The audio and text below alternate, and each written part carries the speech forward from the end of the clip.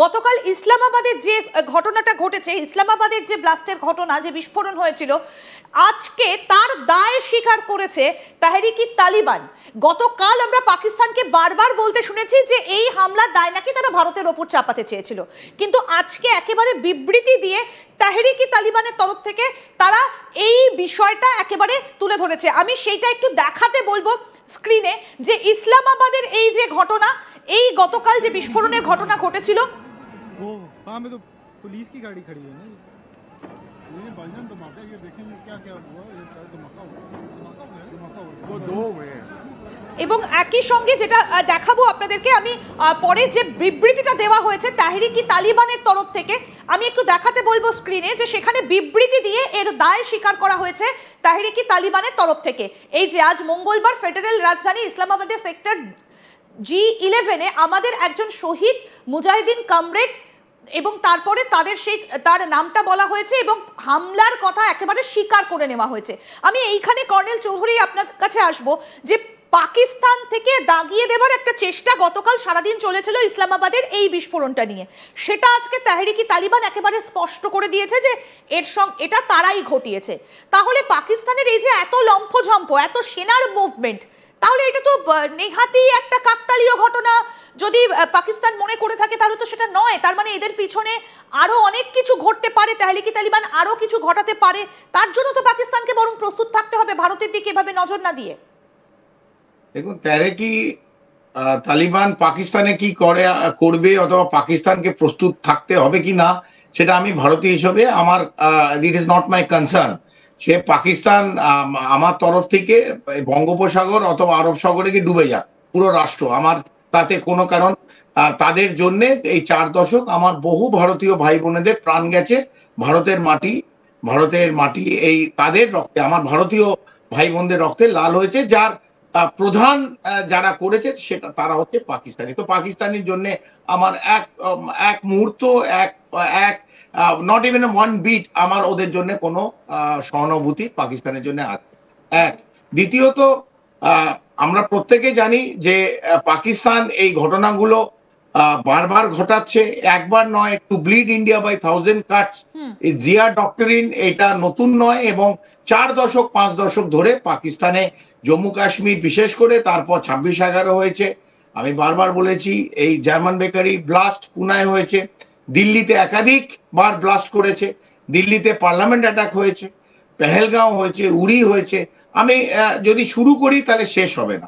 তো সেই জায়গায় পাকিস্তান যে এই ভারতের পেছনে পড়ে আছে এবং ইদানিং কালে বাংলাদেশকে ব্যবহার করছে, 53 বছর পর তাদের নতুন বন্ধু পেয়েছে, সেটা লঞ্চ প্যাড হিসেবে বাংলাদেশ ইউজ করছে।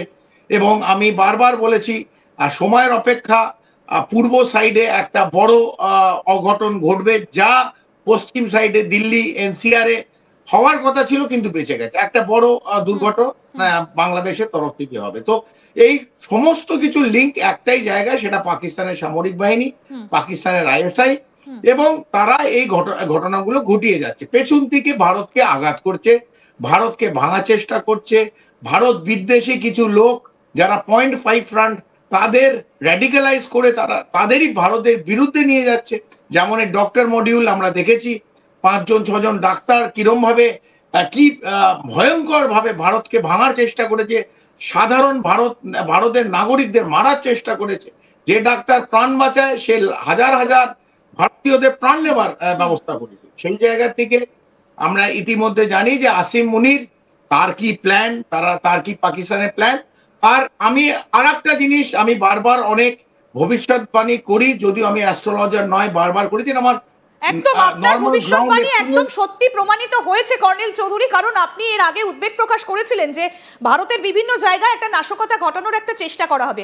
তবে পাকিস্তানের যে নিজের দিকে নজর দেওয়া উচিত, কেন কথা বললাম, আমি আরেকটা পোস্ট একটু দেখাবো, যে সৌদি আরবের তরফ থেকে একটা পোস্ট করা হয়েছে এবং দিল্লির এই ঘটনায় তারা কন্ডোলেন্স জানিয়েছেন, গভীর সমবেদনা জানিয়েছেন। এই যে আমরা এই মুহূর্তে সেই সৌদি আরবের সেই পোস্ট আমরা দেখাচ্ছি যে রিপাবলিক অফ ইন্ডিয়ার উদ্দেশ্যে তারা এই পোস্টটা করেছেন নিউ দিল্লির ঘটনাটা নিয়ে।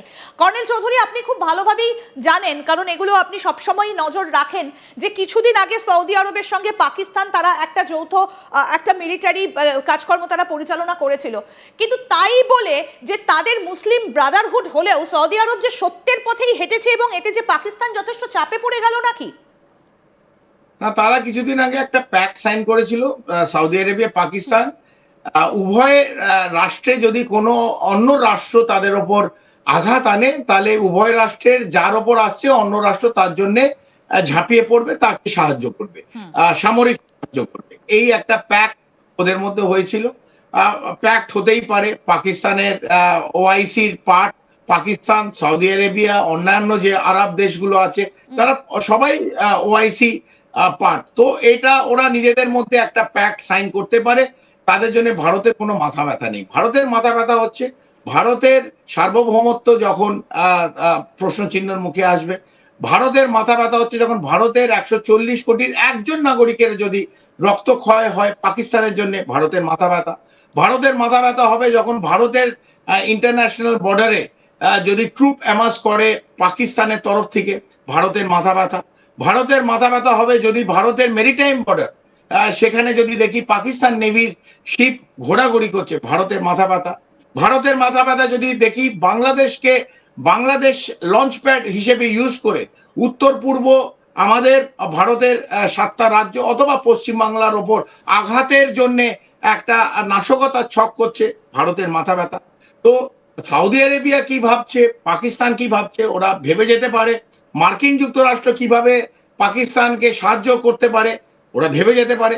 কিন্তু যখন আমার দেশ, আমার ভারত, তার উপর যদি কেউ লাল চোখে দেখায়, আমার ভারতের আঘাতের জন্য যদি কেউ নাশকতার ছক করে, সেই ছককে ভন্ডুল করার জন্য যা আমরা করেছি, আপনি ভাবুন 2900 কিলো অ্যামিনিশন নাইট্রেট 12টা জায়গায় 20টা জায়গায় বোম বানাতে পারতো।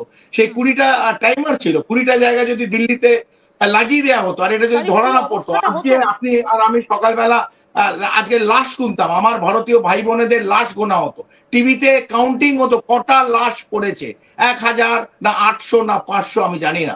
যদি এই রেসিন যেটা নিয়ে টক্সিক প্রোডাক্ট ক্যাস্টার সিডের, সেটা যদি কোনো জলে আহমেদাবাদে মিশিয়ে দিত, তাহলে আজ আমরা সকালবেলা লাশ গুনতাম যে আজ সকালবেলা যখন আমার ভাই বোনেরা আহমেদাবাদ থেকে ঘুম থেকে উঠেছে কটা লাশ বাড়িতে পড়ে আছে, হাজার হাজার লাশ, এইটা গুনতাম। তো আমার কোনো সমবেদনা নেই পাকিস্তান কি ভাবছে, সৌদি আরবিয়া পাকিস্তানের জন্য কি ভাবছে, মার্কিন যুক্তরাষ্ট্র পাকিস্তানকে কিভাবে সাহায্য করছে, আমার এক বিন্দু ইচ্ছে নেই এদের সম্বন্ধে ডিসকাস করতে। তবে ভারতের ওপর যারা দেখছে, ভারতকে যারা আঘাত করছে, তাহলে নিশ্চিতভাবে আঘাত হবে। এবং আপনি দেখেছেন ভারতে আঘাতের পর আমি জানি না এটার সঙ্গে কেউ সিমিলি টানবে কিনা, তবে ইসলামাবাদে তাদের ডিস্ট্রিক্ট কোর্টের পাশে একটা বড় বিস্ফোরণ হয় এবং ওখানেও কিন্তু প্রায় 12 থেকে 14 জন এবং 40-50 জন মানুষ আহত হয়, 12-15 জন মারা যায়।